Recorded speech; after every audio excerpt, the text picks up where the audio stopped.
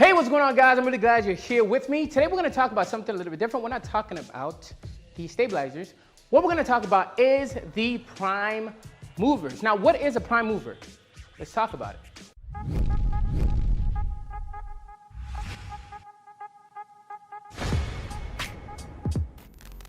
So a prime mover is simply this. A prime mover's job is to move the bone that it's attached to, all right?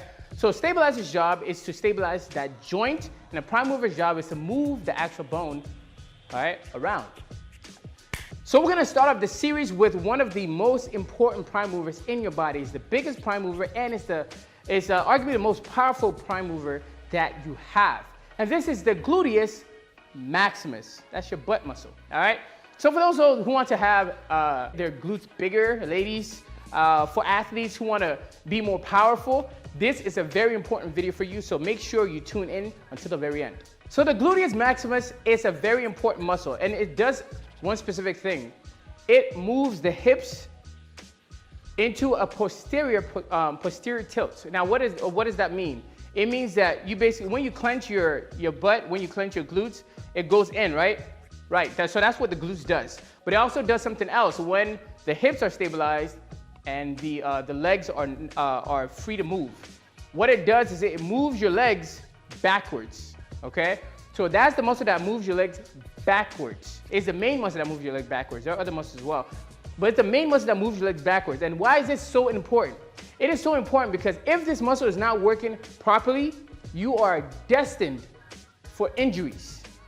Destined for injuries, all right? So it is so crucial that you strengthen this muscle here.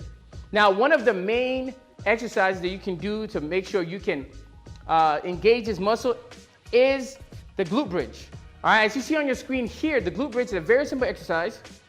All you're doing is you're laying on the ground, and then you're tilting your hips up, like you're basically clenching your butt in a sense. So you clench it as high as you can, and you return back down. You clench it as high as you can, and you turn back down.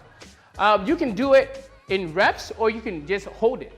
When I hold it for 30 seconds. When I do reps, I do about 12 and try to hold the contraction as long as I possibly can. So go into it, contract two counts, back down. Go up, contract 2 counts, come back down. It's so critical. However, in order for the glutes to work properly, your hips has to be stabilized.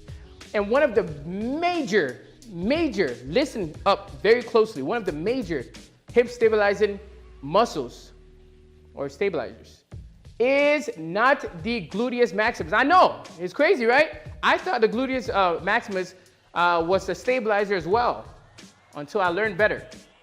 The gluteus maximus actually is just a prime mover. It's not a stabilizer. It never was meant to be a stabilizer.